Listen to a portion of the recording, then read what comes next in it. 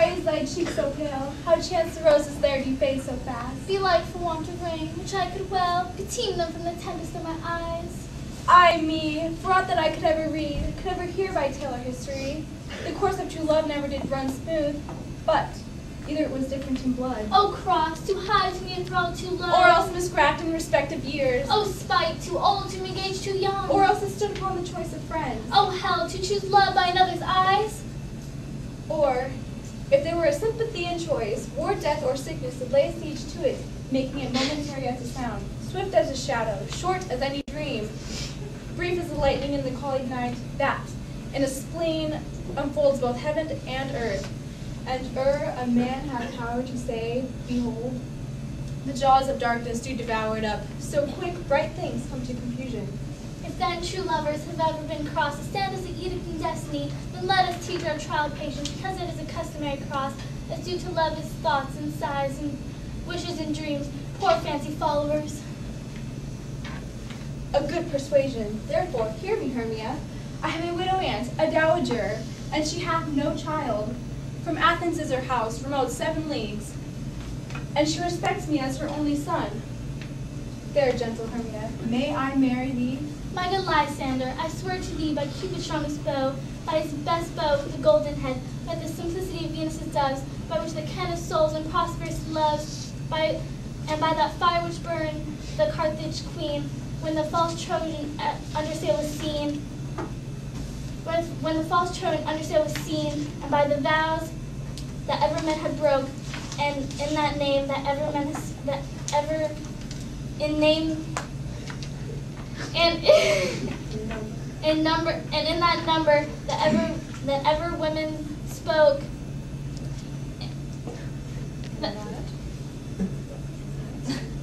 In that same place that hast appointed me, tomorrow will I truly meet with thee. He promised love. Look, here comes Helena. I love thee not, therefore pursue me not. Where is Lysander and fair Hermia? The one I'll slay, the other slayeth me. Thou toldst me they were stolen unto this wood. And here am I. And here am I, and wood within this wood, because I cannot meet my Hermia. Hence, get thee gone, and follow me no more. You draw me, you hard-hearted adamant, but yet you draw not iron, for my heart is true as steel. Leave you your power to draw, and I shall have no power to follow you. Do I entice you? Do I speak you fair? Or rather, do I not, in plainest truth, tell you that I do not nor cannot love you? And even for that do I love you the more. I am your spaniel, and, Demetrius, the more you beat me, I will fawn on you. Use me but as your spaniel. Spurn me, strike me, neglect me, lose me, only give me leave, unworthy as I am, to follow you. In yet a place of high respect with me than to be used as you use your dog. Tempt not too much the hatred of my spirit, for I am sick when I do look on thee. And I am sick when I look not on you. You do impeach your modesty too much, to leave the city and commit yourself into the hands of one that loves you not, to trust the opportunity of night, and the ill counsel of a desert place, with the rich worth of your virginity. Your virtue is my privilege, for that it is not night when I do see your face. Therefore I think I am not in the night, nor doth this wood lack worlds of company. For you and my respect are all the world, then how can it be said I am alone, when all the world is here to look on me? I'll run from thee and hide me in the brakes, and leave thee to the mercy of wild beasts.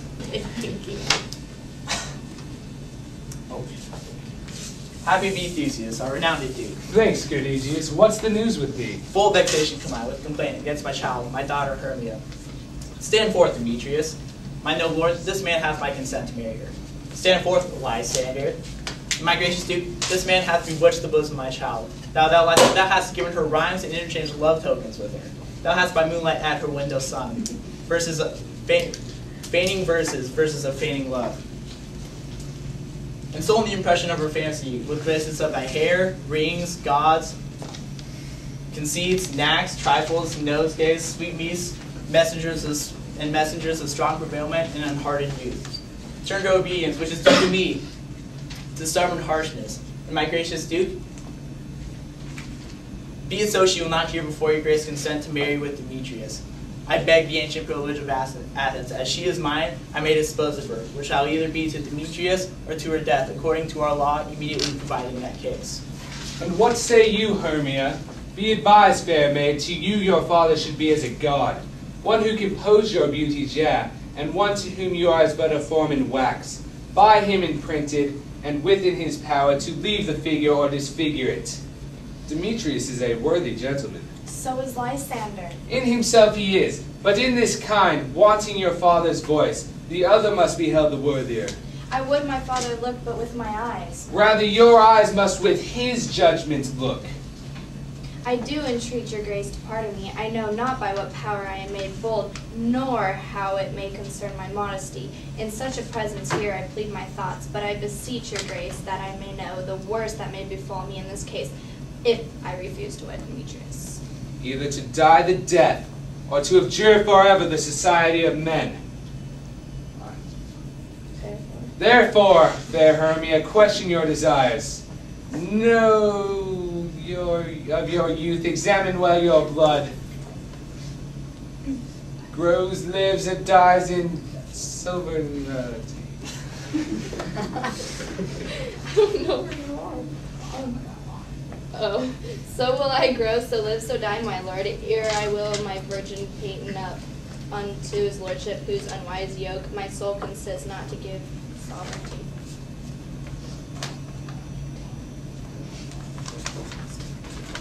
Or else to wed Demetrius.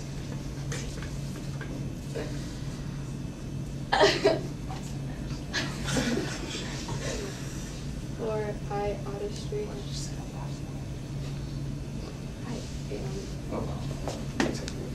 Oh, for I austerity and single life.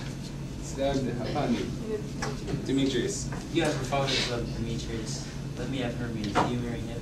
Scornful Lysander, truly hath my love, and what is mine, my love shall render him. And she is mine, and all my right of her I do say unto Demetrius. I am my lord. As well derive deceit, as well possess my love is more than his. My fortunes everywhere is fairly ranked, if not with vantage as Demetrius is. And which is more than all these boasts can be, I am beloved of beauteous Hermia, so I should not I then prosecute my right. Demetrius all vouched to his head, made love to Nadar's daughter Helena, and won her soul. And she, sweet lady, devoutly dotes idolatry upon the spotted and consistent man. Is Lysander. In himself he is, but in this kind, wanting your father's voice, the other must be held the worthier. I would my father look, but with my eyes. Rather, your eyes must with his judgment look. I do entreat your grace to pardon me. I know about what power I made bold, now how may concern my modesty. In such a presence here to plead my thoughts, but I beseech your grace that I may know.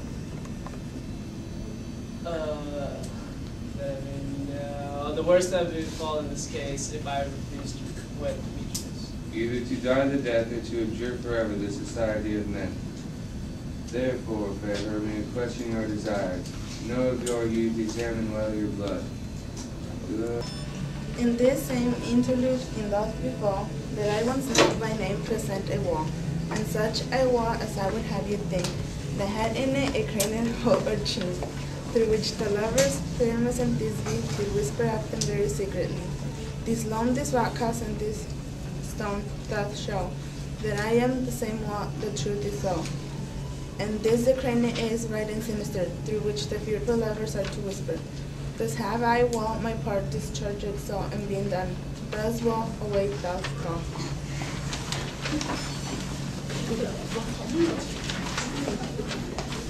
You ladies, you whose gentle heart to fear, the smallest monsters that creep on floor, may now perchance both quake and tremble here.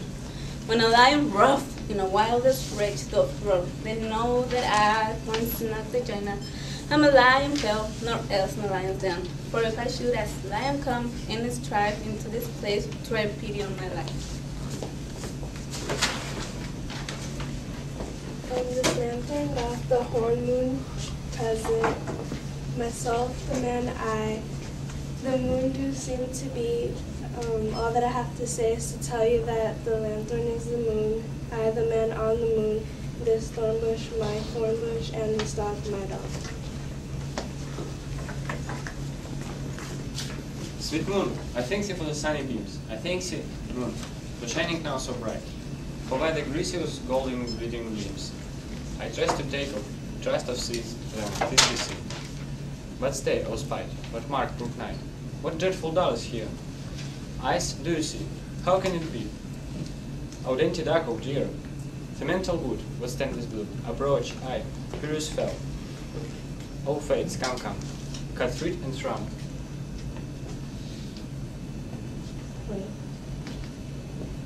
Quell. Quell, crush, conclude, inquire. O wherefore nature, didst thou lion's frame, since lion wild hath here deflowered my dear. Which is now, no which, was fairest day, that lived that loved like looked with cheer. Come tears confound, outsword and found. The pap of Pyramus, I, the tell the pap. Where hath that heart? Thus die, I thus. Now I'm dead, now I'm fled.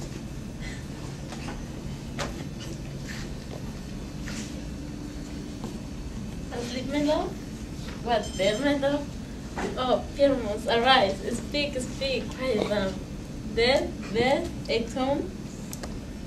Must cover the sweet eyes, this cherry nose, this my lips, these yellow calf's lip cheeks are gone. Lovers make moan. His eyes were green as leeks. Oh, sisters three, come to me, with hands as pale as milk. Lay them in gore since you have shores, with shears his thread of silk, talk not a word. Come, trusty sword, come, lay my breast improve.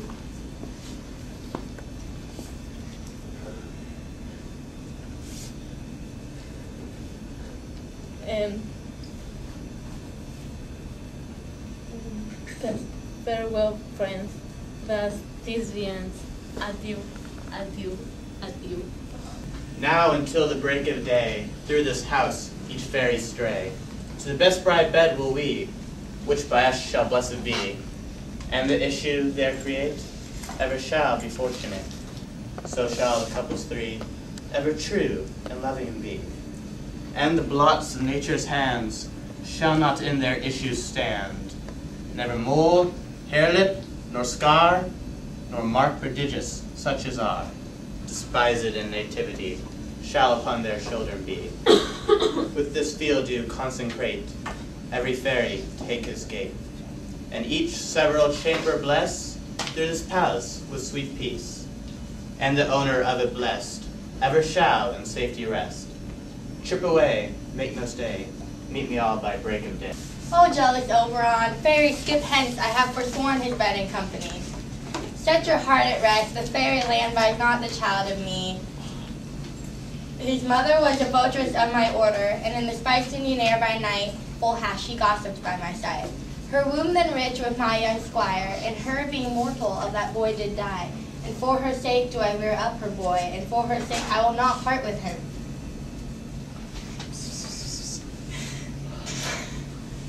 Perchance after Theseus' wedding day, if you will patiently dance in our round, and see our moonlight revels, go with us. If not, shun me, and I will spare your haunts.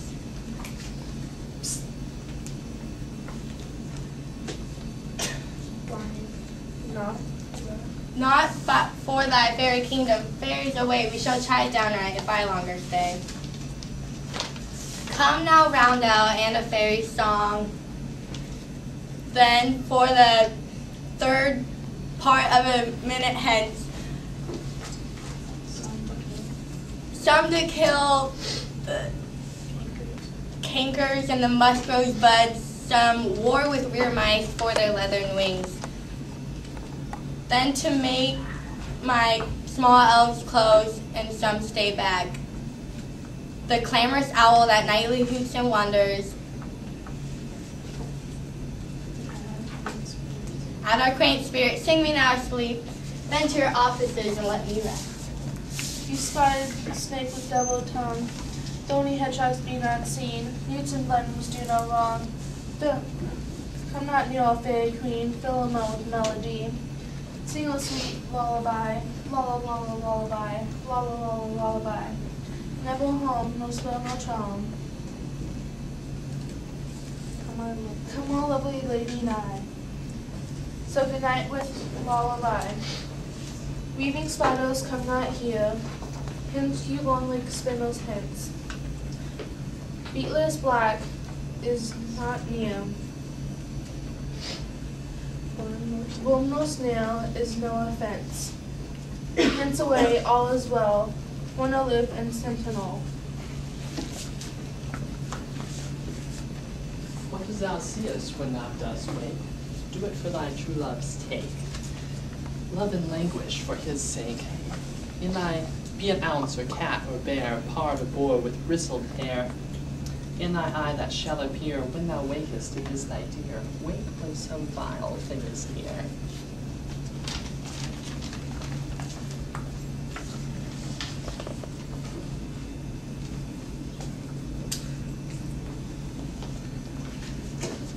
Fair love, you faint with wandering in the wood, and to speak troth, I have forgotten our way. We'll rest us, Hermia, if you think it good, and to tarry for the comfort of the day. Be it so, Lysander. Find you out of bed, for I upon this snake will rest my head. One turf shall serve as a pillow for us both. One heart, one bed, two bosoms, and a single troth. Naked Lysander, for my sake, my dear. Oh, further off. Yet do not Lysander. Oh, take the sense, sweet, of my innocence. Love takes the meaning in love's conference. I mean that unto my heart, mine.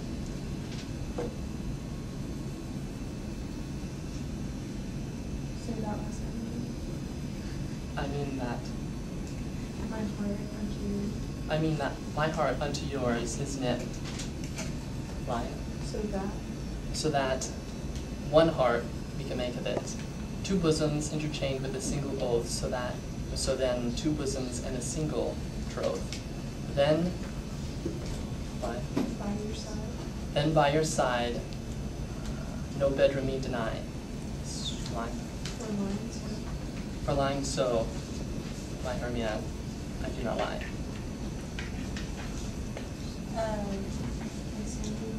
Lysander riddles very prettily. Now much be she my manners and my pride, if Hermia meant to say Lysander lied. Line. But gentle friend for loving courtesy. And further off, in human modesty, such separation as may well be said becomes a virtuous bachelor and a maid.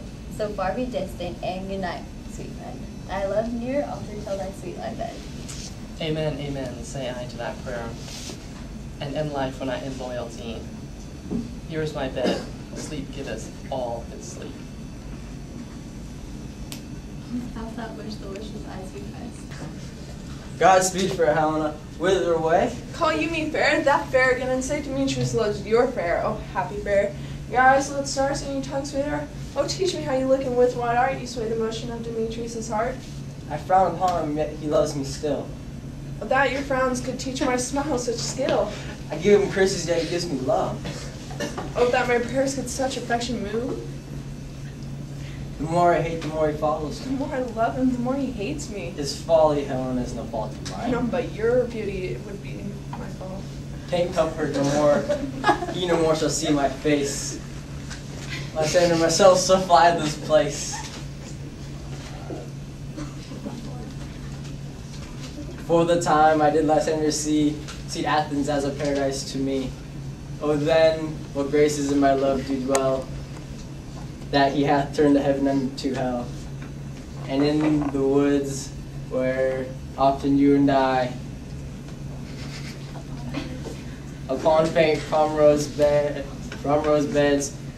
were wont to lie, emptying our bosoms of their counseling sweet.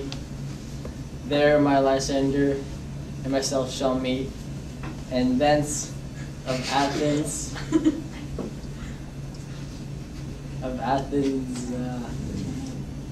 turn away our eyes to seek new friends and stranger companies,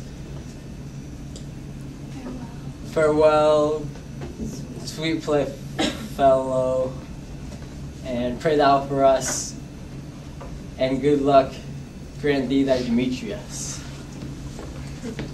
How happy some of our other some may be.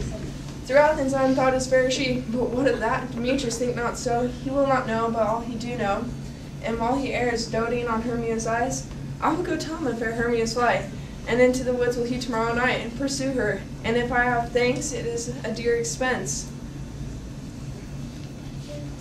But herein I mean to enrich my pain, to have his sight thither and back again. See. Speak for Helena, whither away? Call you me fair that fair again and say, Demetrius loves your fair, oh happy fair. Your eyes are lodestars and your tongue sweet air, more turnable than lark to a shepherd's ear.